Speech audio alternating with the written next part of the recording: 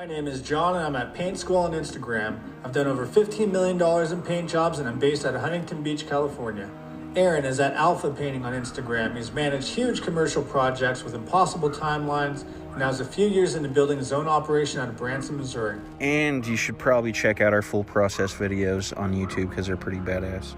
Our point in doing this podcast is to put our 40 plus years of combined experience to the test. We've seen a decline in the industry, and while I think it's a bit arrogant to think we can change it, we're giving it a shot. Listen up and let us know what you think. This is Paint Sniffers Podcast.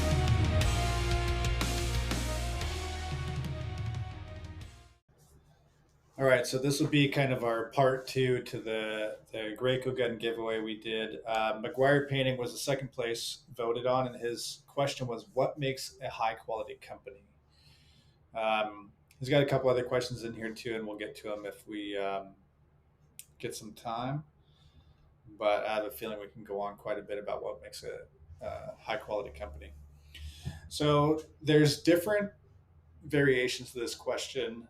I think there's a consumer side and a contractor side. And I think on the consumer side, a lot of customers won't know if it's high quality or not for like 5 years, 10 years, right? Like, does their paint hold up? They do really high quality work. But it might look like a high quality company because everyone's in uniforms.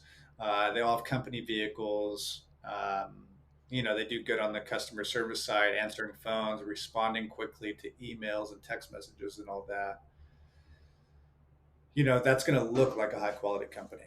And I think a lot of these bigger companies that are like on Instagram and Facebook and the super popular guys are running companies that look like they're high quality. The appearance is high quality. My company, we all have company shirts. We have some vehicles that are magnets on them. We put up yard signs and all that shit. So we look high quality for the most part. Our communication is excellent with customers. So our customer service is like top notch. Like, we're trying to be a Nordstrom's of painting where, like, no matter what, we'll make it right. You can count on us forever. We're never going out of business. We always do high quality. Nordstrom's is like, no matter what you buy there, it's going to be good quality.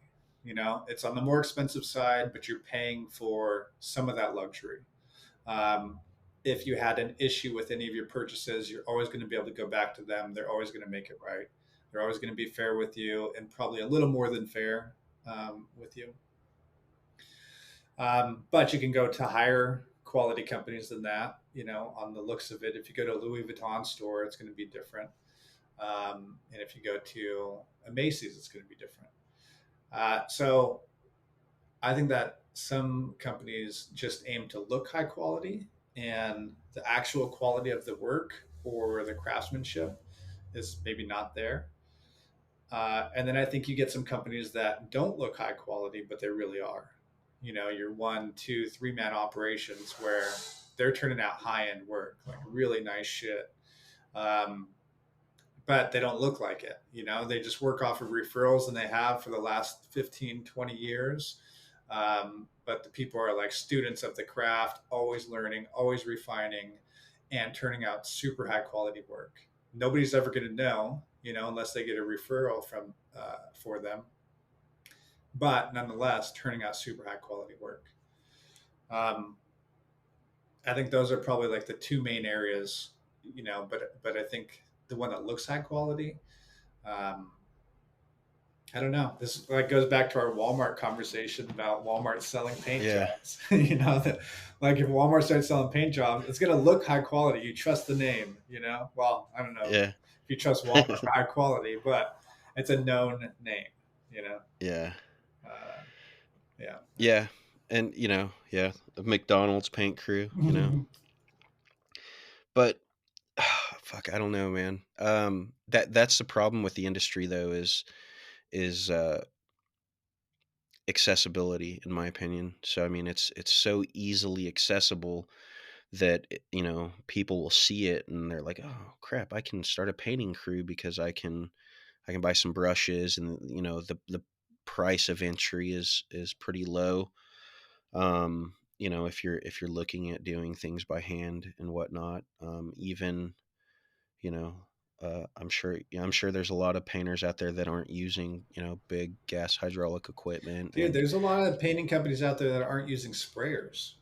Like yeah, they're only brush and roll, and they swear by it. And that yeah. sprayers will never get as good a quality as my brush and roll finish. There's a guy on you know like guys that I have respect for or whatever. I've never even talked to the dude much or whatever, but like that don't get, you can tell they don't get very much reception online, which, I'm one of those people or whatever. I don't fucking care, but there's a dude, Matt's Total Painting. Hmm. He doesn't post very much, dude, but you can just get on his shit and just look around, and if have obtained experience in the industry over the years, you can just look at his shit and know, that he knows what he's doing and stuff, but he's on the commercial industrial side. You and if you've ever been on that side, you have respect for it.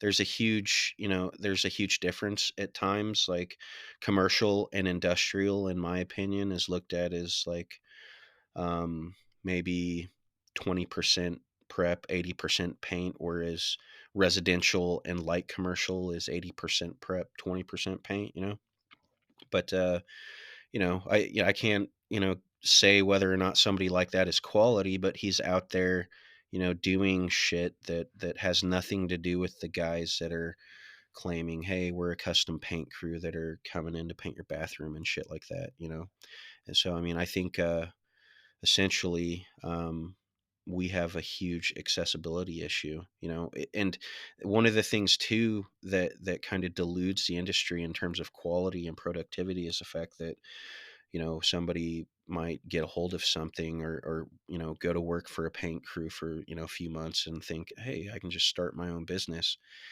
And that kind of they've kind of set their way in place for, like, how they're going to be spending years learning from their mistakes versus prospering from their experience, Yeah. so dude, you could just go on for this for on this topic forever, but that there's no linear answer for what makes a quality painting company. Obviously, experience and pride, and there's no, to me, there's a fine line between production and quality. Like, just because I'm doing a production job doesn't mean that we're cutting corners on quality. I'm sure there's thousands of companies out there that are looking at that mentality, like, hey, this is just a production job. But there's nothing fast about doing something wrong, and Yeah. there shouldn't be anything slow about doing something right either. So Mhm. Yeah. And I think that, while it's not linear, I think there are some signs of a high quality company, you know, and I do think there are, it probably takes a lot of experience to be able to recognize if another company is high quality. If you go online, you can see based on practices, like what people are doing. Um, if you see a little video about a project they did, you can get an idea of, like, okay, they're doing things right, or they're doing things really wrong. You know, yeah, um, I think you can get a feel for it if you see some content. But I think some of the indicators for high quality, um, which you're not going to know for a long time, is like durability. Because even during the preparation process, like if you're doing exterior work, it's hard to say because you're not going to know for a long time, like if it's done really well, you know, because you can do really shitty work and just keep turning over projects because your marketing is good, and be busy, for 10 years, and you can look back and say, hey, I've been in business for 10 years, we're busy all the time, but you could be leaving shitty work behind for 10 years. yeah. Yeah. So I guess off the front, like what makes quality off the front, sanding things properly, filling nail holes properly, your caulking being tight, your cut in being tight, your masking being tight, not leaving a job, filthy on a daily basis, your guys not smoking in a fucking house, I mean, like, there's a multitude of things that makes something high quality. One thing that doesn't make you a high quality company is taking and holding up a specific bucket of paint, Yeah, on the fucking internet, and you thinking that it makes you fancy. yeah, yeah. I agree with that. On the other side, not using shitty paint. Yeah. I mean, because there is still $20 paint out there, um, and I mean, using that kind of paint, it's going to look good when you leave. Might not even look that good when you leave. It'll probably look good enough when you leave, but fading, like scuffing, all that shit. Um, so for me, for my company, I want to be known as a high quality company, and I'm not looking to be known as a high end company. I am looking to be known as a higher end company. Yeah. We're not going to be the top. Well, we are in some cases, but I'm not selling that we're going to do a perfect job, but I'm selling that we're going to use high quality products. We're going to do high quality preparation. We're trying to make stuff last, so we give warranties on our work. Um, we want things to last. Like if you call me in 5 years or 10 years, I'm still going to answer the phone. So I still have to deal with you. If you call me in a couple of years and say all my paint is falling off, like shit, I'm going to deal with it, and so that being the case, I don't want to do shitty work now because then I'm gonna have to deal with it in 2 years. And I've had some projects like that come up where it's like, man, we cut Yeah, corners and a on lot of this. that too, like, obviously, the difference between, an interior and exterior in terms of longevity is the fact that an interior is not exposed to the elements. Right. Yeah. So if you just jump to a product that, hey, this product is priced way higher than everything else, it doesn't necessarily mean that it's going to last. What's going to last is something that's been tried and tested for years on end, and that it's a quality product and that it works. I think we're experimented on by distributors a lot of the times.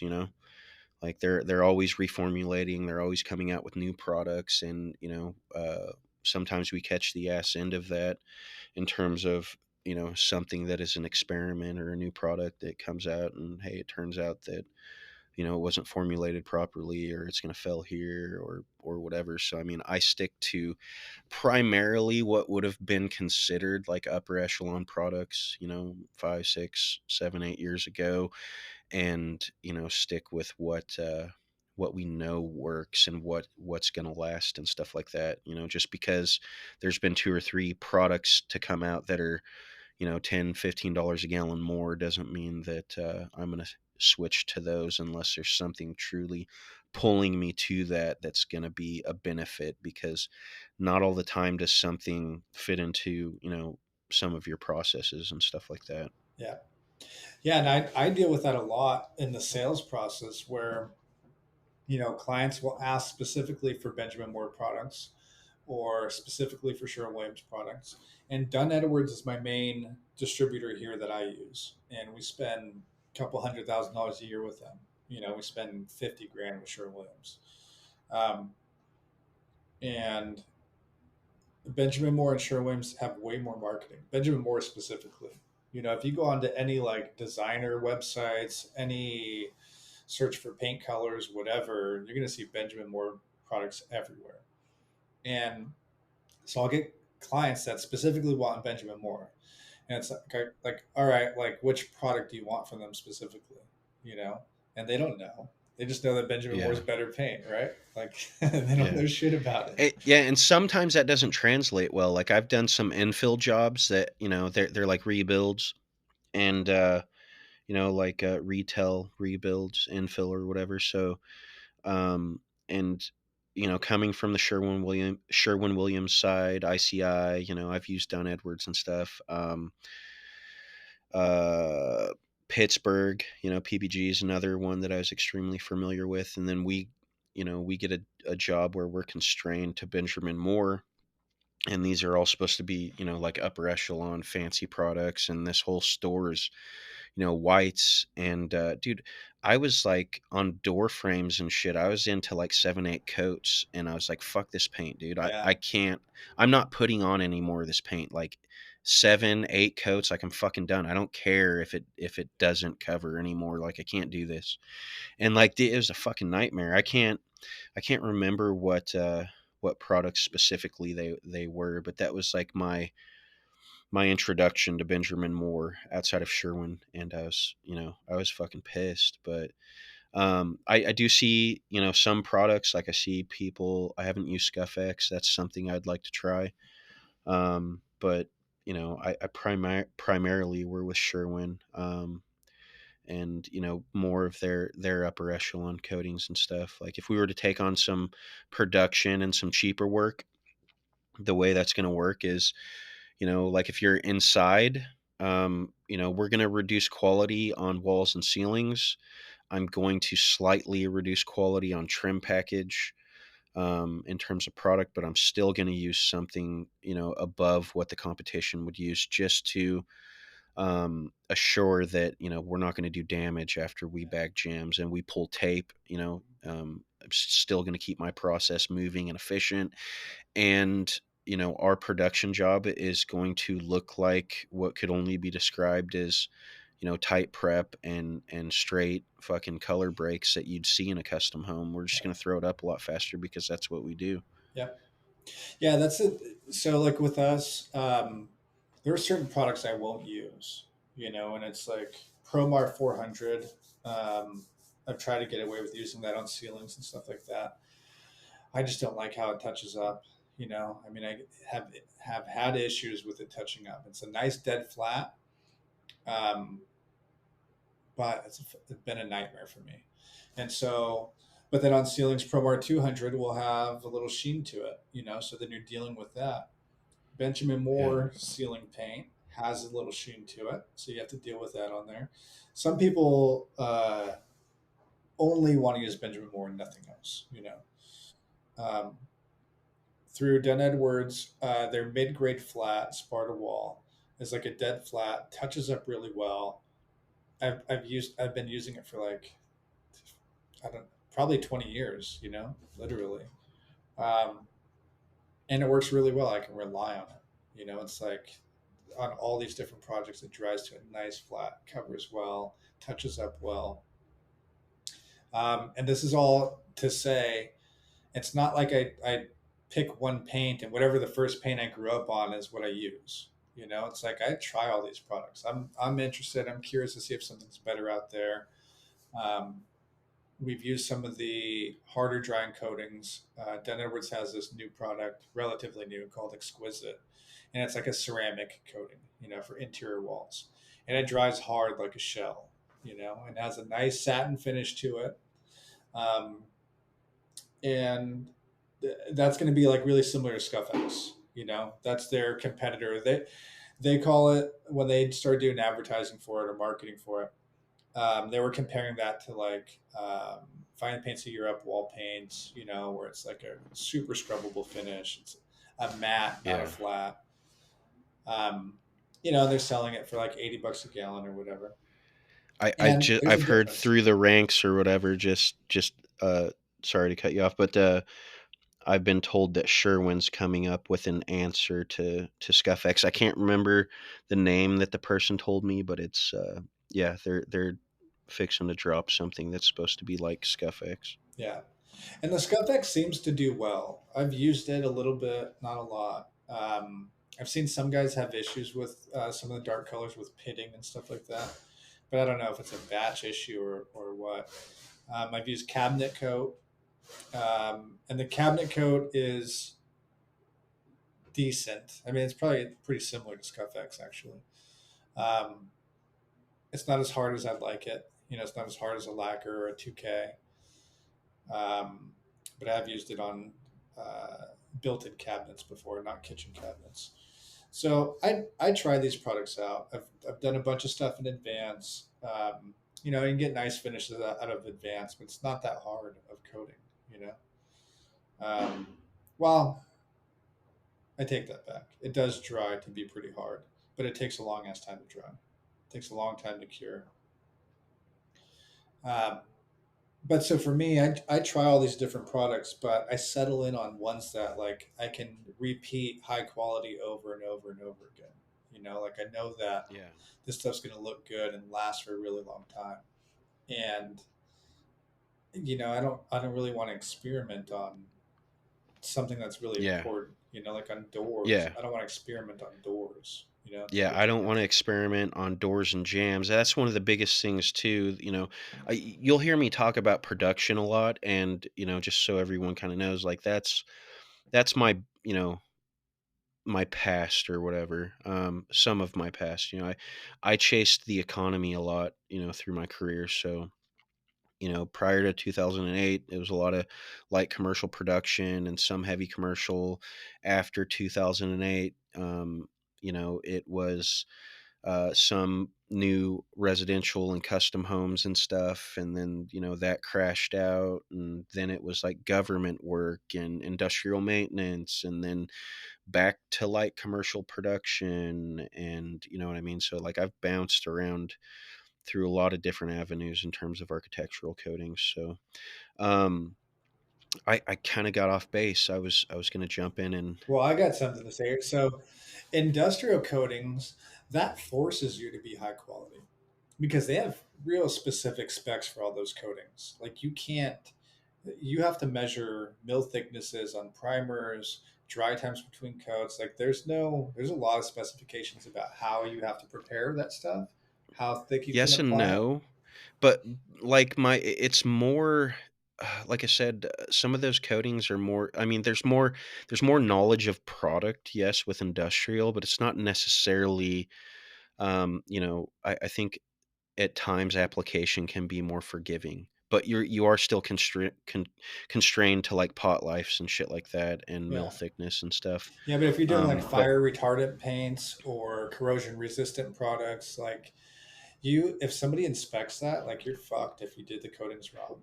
yeah, If you're too some of heavy. these guys though are just like aerial climbers and shit, and they're just they're Right. blasting paint Yeah. on stuff. They don't give a Right. fuck, dude. Yeah, You know yeah, what I yeah, yeah. mean? Those I've Uh, seen too. Yeah.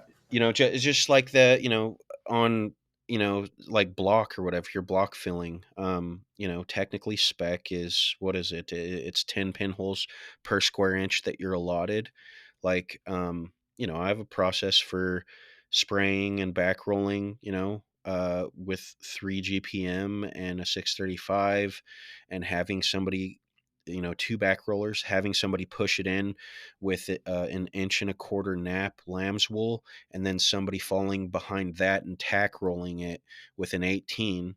And we're force filling it, then we're tipping it off, and then by the time we get to finish coats, like our block walls look like glass, like there's zero pinholes.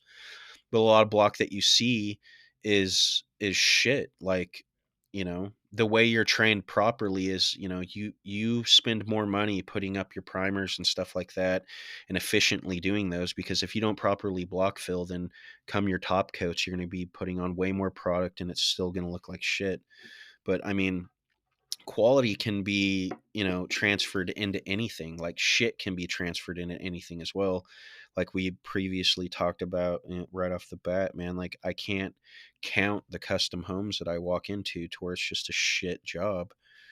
um or anywhere, man. Like this trade's too easily accessible, man. I don't know how to fix it, but Yeah, I don't. It's interesting because state by state, there are different rules for a painting contractor. Like here in California is probably among the most strict, and we have to have a contractor's license to do anything over $600. Um, so you have to pass a trades test and a law test. There are two portions to it, um, and then your application. You have to have 4 years of journeyman level experience that you can prove. Um, and we have to do a background check. You have to do a live scan check. Um, I think that runs through like the FBI system, something like that. Fingerprints, that whole deal. So you have to do all that to get your contractor's license here, and that's a decent barrier. Um, but yeah, I that's wish it definitely was not. like that here. Yeah, yeah, yeah. That's not in all states. I don't think the majority of states don't have that. The majority, it's just file a business name and you're ready to go. No, like I have to go out of my way to get a fucking, a contractor's license in terms of, just like, hey, I want to get a contractor's license so I can feel more legit. And then Right. come to find out, they'll hand it to fucking anybody. Yeah. Like it, and then plus our state, I don't think there's any state requirement of having one. So, Right. but that was something that I did just, well, I guess I better get this. Yeah. Yeah. So ideally, that would be across the country. Is you have to pass exams, and even the exam, like the trade portion of the exam, um, it's not really like it's been a long time since I took the test, but there were things like math problems on how to measure square footage.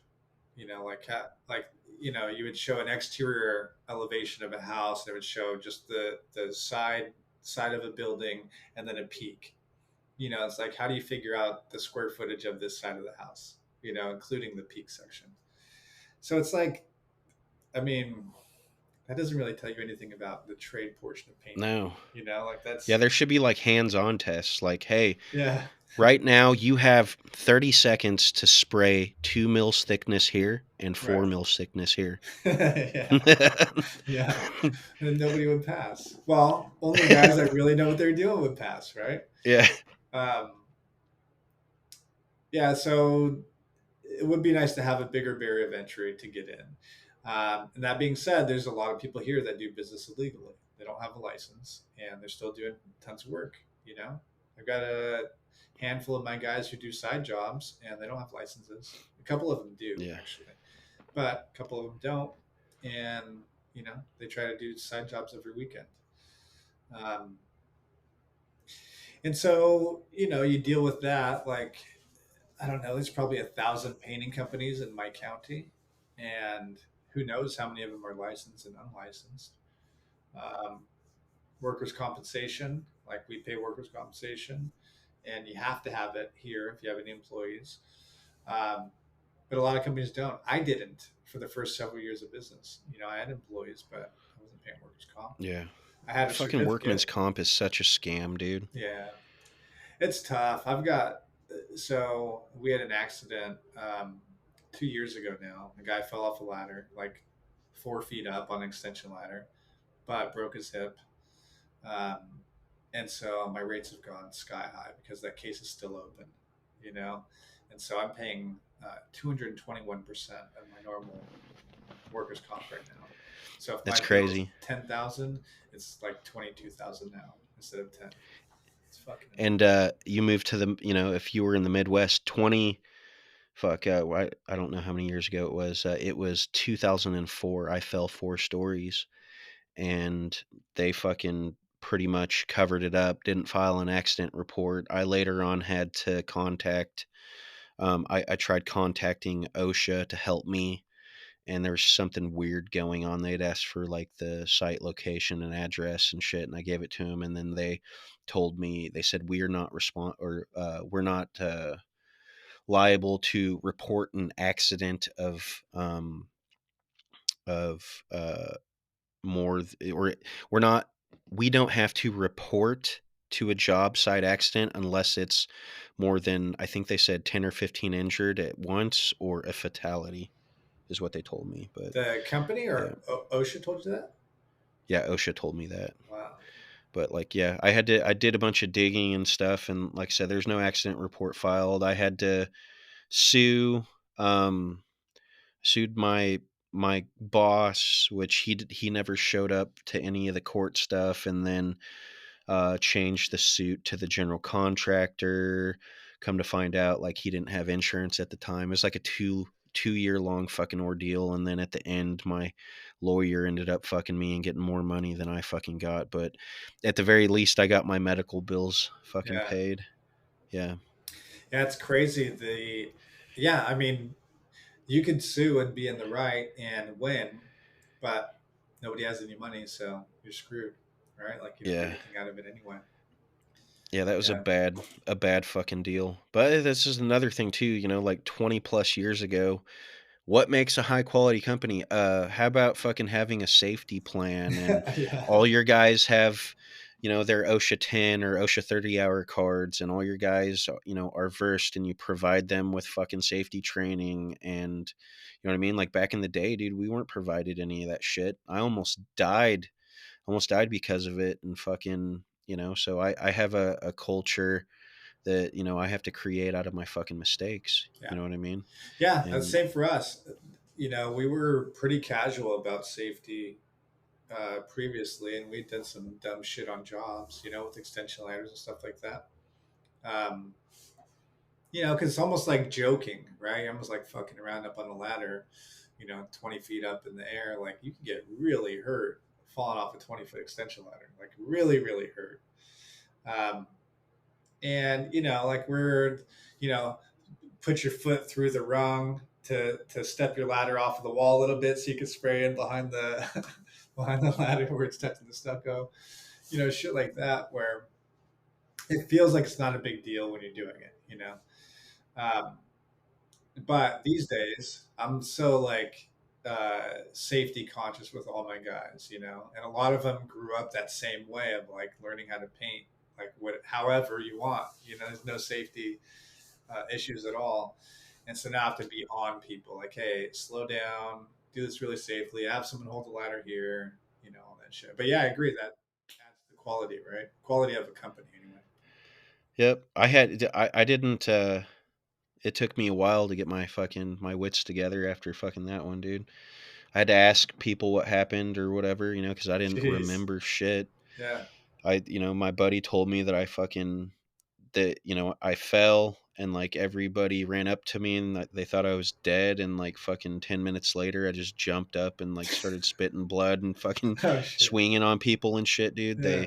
I had to be fucking airlifted, to Wow. the city north of us. And yeah, it was a bad fucking deal.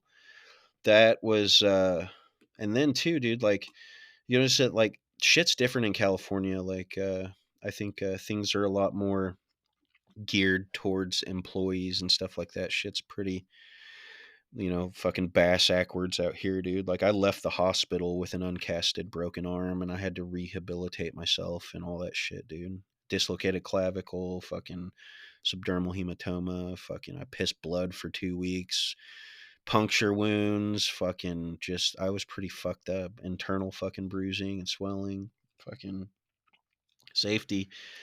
But there are some pretty stupid fucking things that I think that, if you've taken like the OSHA 10 and the OSHA 30 hour and stuff like that, that kind of, in my opinion, do make things a little more unsafe. It's There's those other sides that, realize that OSHA is just a government organization that's just got a boner for fucking small businesses and Yeah. stuff.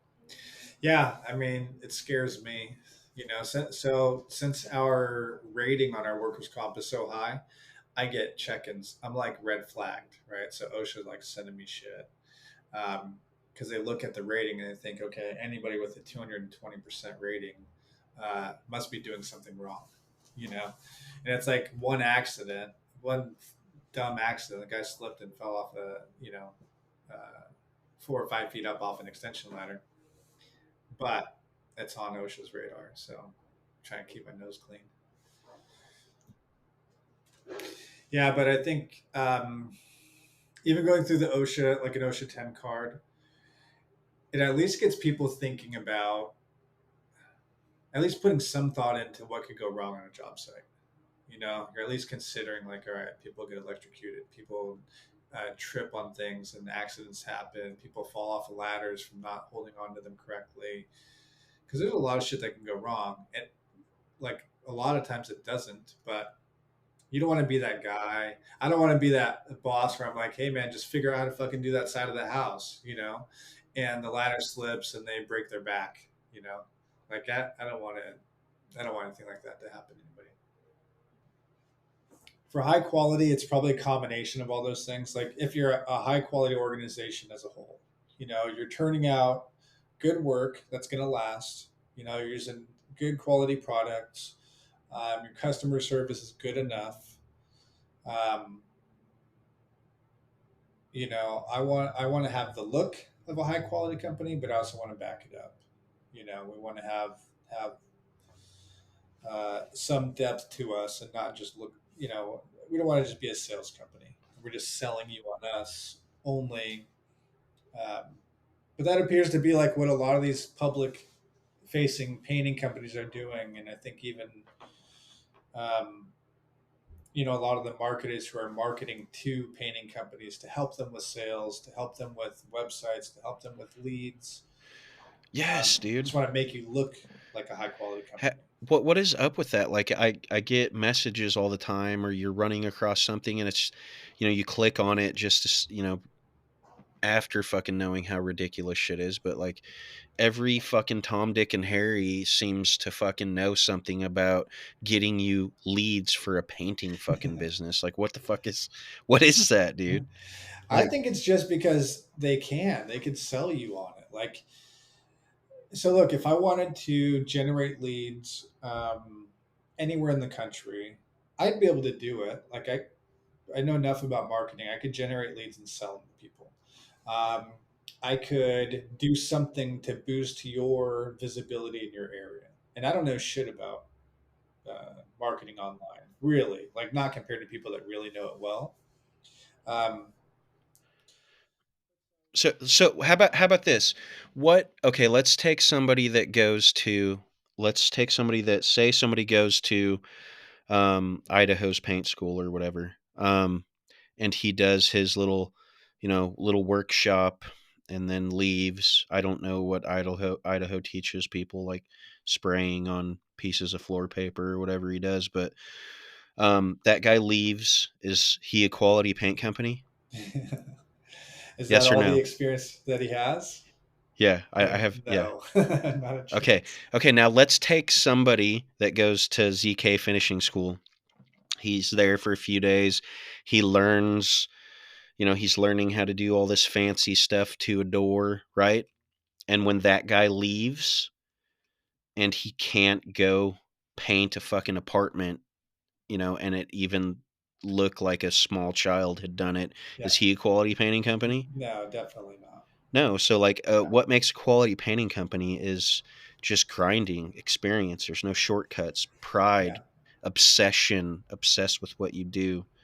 And then once you're completely fully obsessed, then you have to learn how to balance that with family, because they don't yeah, comprehend why you don't have time for them. You know yeah. what I mean? Like, So, but I think that a quality company can go to like a ZK finishing school and learn some tricks, right? yeah, Because that's like, so for me, I messed around with the high gloss stuff a little bit. Trying to think of any projects recently. If I get calls for like a gloss ceiling, um, I won't even do it. My salesperson is like, why can't we just sell this? Like, I know we can charge a ton of money for it. It's like the fucking nightmare those could turn into. I don't even want to deal with it. It's not, that's hard money to make. And I think even like doing high gloss front doors, like to perfection or as close to perfection as you can get, that's hard money. That's not easy money to make. Like yeah, that's fucking doing something over and over and over again, having a little mistake and having to redo it. And you're waiting however many days you have to wait for that stuff to dry, in yeah, between being able to sand it down again and redo it. But so I went to a Vero Metal seminar in, where was it at? Minnesota, I think. Um, so I went to that seminar, and for me, it was not like I'm not looking to sell metal coatings on yeah. paint Now jobs that the necessarily. Verimetal thing, out of all the shit that I see in terms of Mhm. school stuff, I think, you know, I don't know, dude. I think like a legit, you can't train anybody in like a couple fucking days, right? Right. You can't, Agreed. it's But you repetition. can learn It's stuff in a couple days. So look, like we're coming from a different base. So I think you and I have learned in similar ways, and I think we have similar mindsets in doing our own studying, doing our own testing, like our own calculations of why the mistake happened, how it happened, how do I prevent it in the future. If one of us went to, let's look at the FPE stuff. Like so far, our experience with it's not great, right? Um, but you could have gone to a 2 day seminar and worked through it and learned there that it's not great. Like the process for doing eco satin or universal primer in a dark color and then eco satin as a top coat on cabinets is probably not a great process.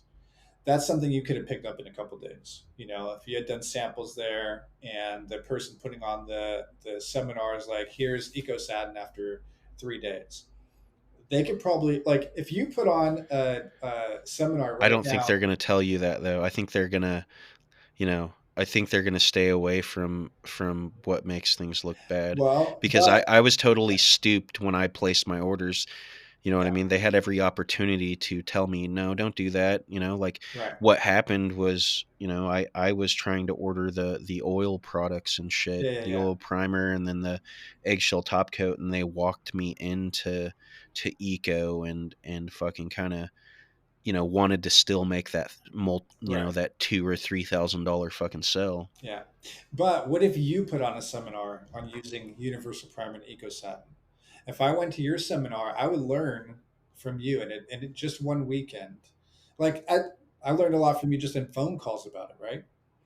So, which I wouldn't have known otherwise. I would have had to test it on my own, and I would be telling you, it's fucking 2 weeks and this shit isn't dry yet, right? I'd be Yeah, learning on my dude, own my the hard my way. my eco seminar would have just been me throwing that fucking bucket at the wall and fucking just getting a gallon of paint that actually works. But hypothetically, you like fine paints of Europe, you stand behind them. Some of their products have different dry times, some of them longer, shorter, whatever.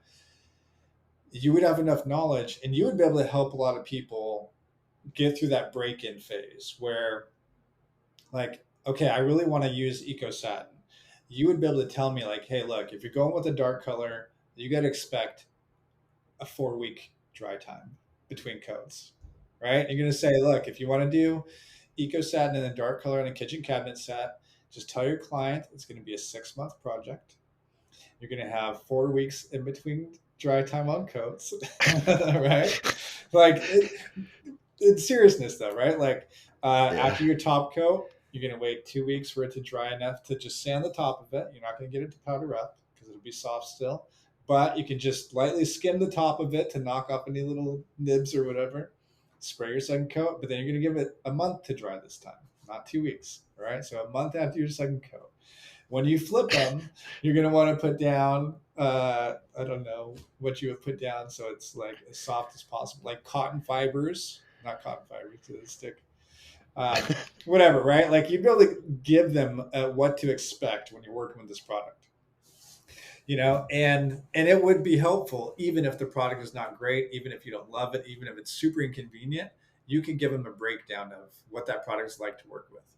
And so I think that is more along the lines of a ZK finishing school is here's what to expect. So Vero Metal was like that, like it's a two-part product. I mean, you could figure it out on your own in a weekend, you know. But by me going there, I already have a strong base in understanding coatings. Even before I went there, I had a pretty good understanding of what it was and what it could do. But being able to go there, see how he's adjusting PSI when he's spraying it, seeing what it looks like when it's too heavy versus too light, like it was helpful. And I think if I went to a ZK finishing school, I would learn something. But I like if I were a beginner, beginning painter, and I just went there to learn, like I'd have a shit ton of experimenting I'd have to do when I got home. It's not Yeah. like doing a seminar like that. All of a sudden, you could do high gloss doors or high gloss ceiling. Like, there's still a shit ton of like work that has to go in you learning to do quality work first, and then you're getting little tips on how to perfect things. You know, if I come to the table with this whole background of knowledge on how to put on a nice finish, how to get 2 mils all the way across a whole substrate, right? Like because on an entry door, if you're spraying that, like you're trying to get proper mill thickness all the way through, like it takes some experience to be able to get 2 wet mills all the way across the door and not have like 6 mils here and 1 mil here, 4 mils there, right? Like that's takes a lot of experience to be able to spray that well, or consistency, like a really consistent spray pattern. And so if I know how to do those things already, and then I go to a seminar, then maybe I can gain 2% information or 5%, whatever your level's at. Spraying's the easy part though, man. It's Yeah. all the shit that Well, comes before it. yeah, but learning how to be like robotic with your pattern. How do you keep the same Yeah. pattern, the same distance, so you're not, fanning Just off by on the edge? I think somebody that shoots, like I don't in like my heydays, I was shooting 300 plus doors and jams, you know what I mean? After coming off of priming walls and then staying fucking into the night and shooting fucking door jams and doors, or if you're just shooting large trim packages, in a condo, like you become robotic the more shit you do. Like I think if anybody wants to like learn how to do things in a robotic sense, you don't necessarily increase the or decrease the quality. You increase the volume, and if you increase the volume, that gives you more muscle memory faster. But like if you tinker with spraying, that would be a nightmare, wouldn't it? Though, like if you learn how to spray a fancy door and you only do a fancy door every once in a while, and you're like scared to death of Mhm. it, and you could fuck it up, and Yeah, no, man. What if you sprayed, fucking 2 million doors? You know what I mean? Then yeah, you're gonna feel confident with pulling the trigger on it. yeah. And that's where I would imagine it's hard for them to train people because there's so much room for error. There's so much time in between projects. There's so much time in between coats, right? Like you're not.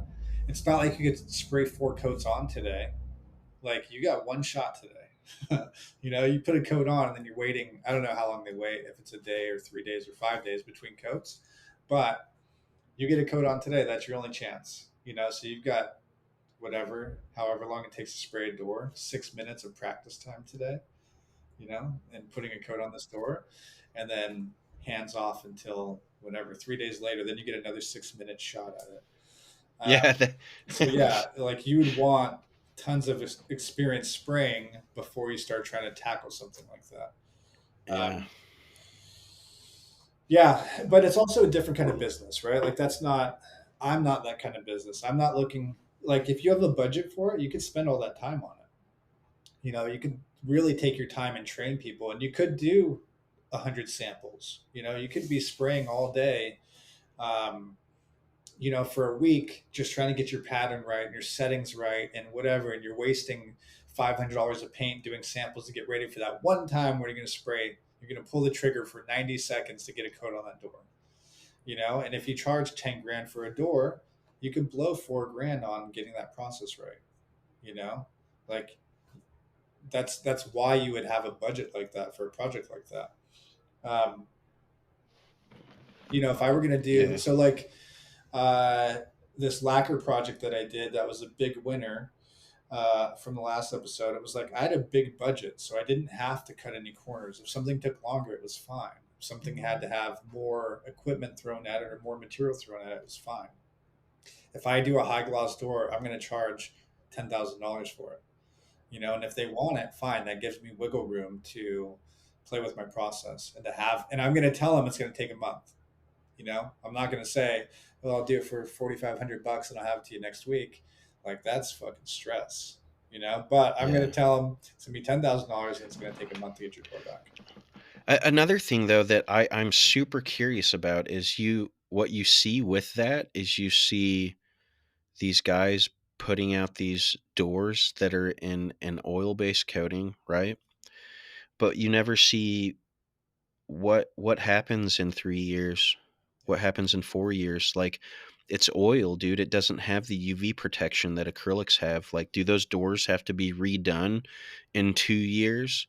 Is it 3 years? Is it 1 year? Is it 10 fucking years? Like, what Yeah. if a sun's, an oil-based coating that's baking in the sun, like that's an alkyd, like how long is that lasting? Like, Yeah. do you do enough doors that your full-time job is just maintaining those, or like I don't Yeah. get I the don't whole know what kind of concept behind warranty. that. Yeah. I don't know what kind of warranty you sell with it. I don't know. but you can't just like touch up a door that's Yeah, finished like and that. I mean, yeah, and that, oil's yellow, so I mean, you can't just go touch up a spot on it a year later, it's gonna be a different fucking color. Yeah. So then you figure out how to do more prep work up front, right? How to mitigate issues, mitigate cracking at joints and stuff like that. Um, but you do a high gloss black door, and if that gets any sun and gets hot, like that wood is moving 100%, Yeah, you know? it's gonna absorb heat. Yeah.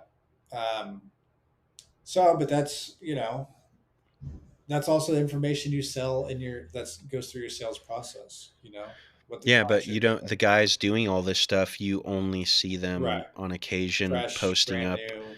Yeah. yeah, like, "Hey, look at my reflection," Yeah. and you never see, like, what happens, a couple years later, what does it look like? Yeah.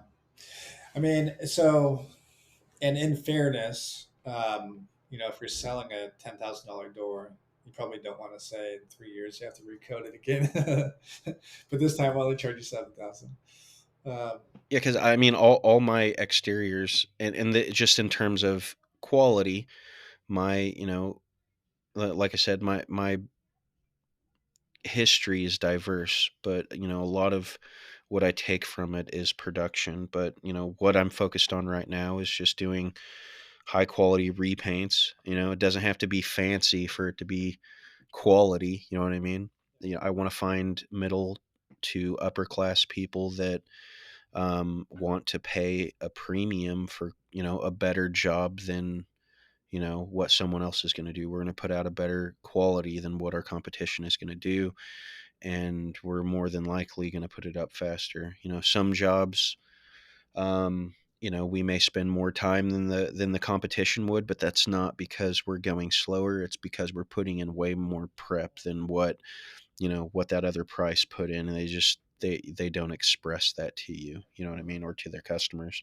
But I don't know, man. Like, I kind of just got off topic of where I was going, but um, yeah, yeah, but I think that a lot of that comes into your selling process. Like if you're a high quality company, you want to figure out a way to let people know that, like during your bidding process.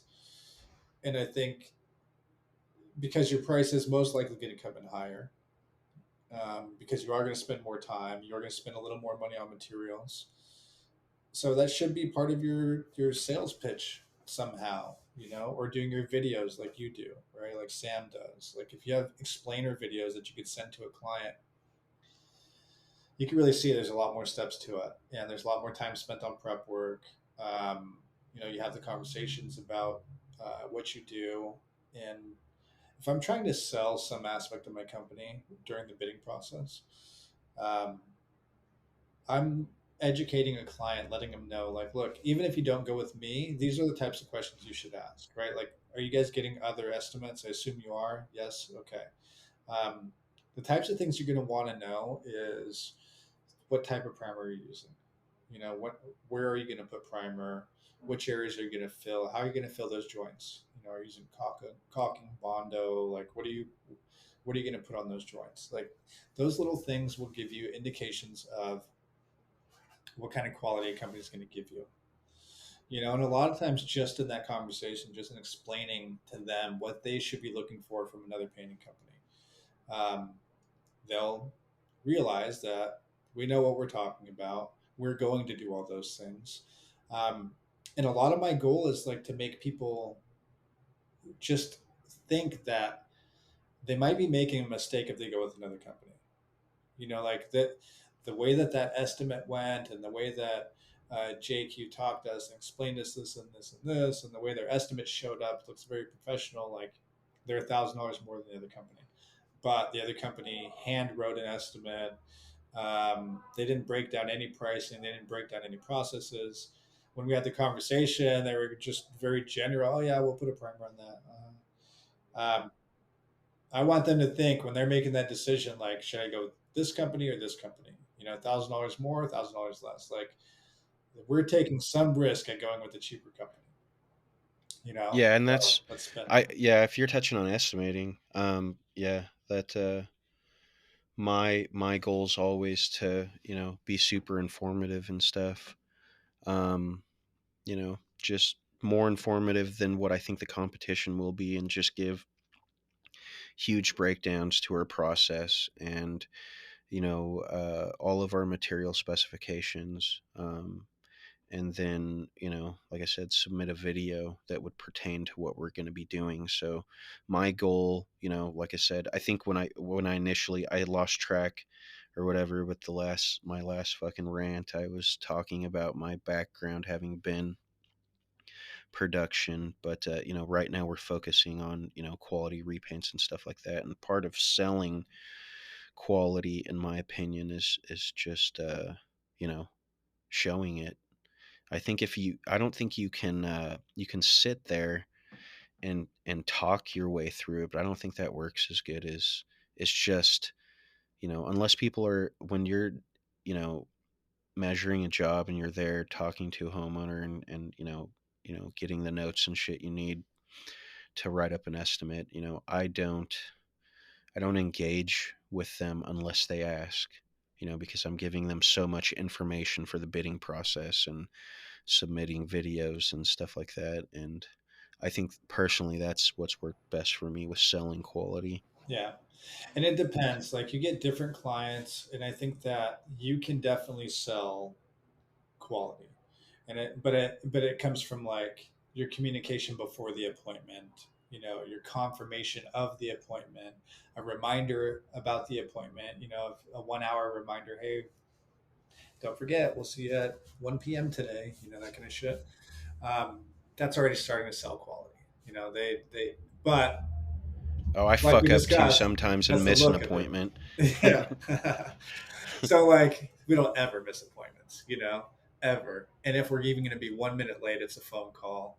So, but again, that just looks like high quality, right? It doesn't mean it is. Like that just means our customer service system is down, and we look like we're going to be a good company. But then we walk into the appointment, client already has a good feeling about us. Like, maybe hopefully they got their other two estimates already, and one guy was late and one guy didn't show up, and then we show up on time, and they have all this communication from us. Like, damn, this company's legit. And then, like it's case by case on the client on how much information we give them. It's like reading a client. Like if it's an engineer type client, it's like, yeah, let's go full details, on exactly what we're going to do to your house to make it durable. If it's someone just wants you to take care of their problem, then it's like, all right, minimal information. What exactly is your problem? Okay, here are your two options on how to fix your problem. Keep it simple. Um, so like we're going down a rabbit hole with sales, the whole approach on sales. But the yeah, like my final notes on the high quality is like, do you want to look like a high quality company? Do you want to be a high quality company? Um, do you want to have both? Do you want to look like a high quality company and actually be high quality? That's my boat. Is I want to look high quality and I want to be high quality. I think that's the best probably for scaling up. Getting larger. As always, please like our YouTube page. Give us 5-star only reviews on all podcast platforms. If you have questions or comments, send them over to hello@paintsniffers.com or on Instagram @paint_sniffers. You can also watch the video version of the podcast on the Alpha Painting YouTube page. Go to playlists and it will be filed under Paint Sniffer Podcast. Via YouTube, you can write into QA@paintsniffer.com. Thank you for listening to Paint Sniffer Podcast.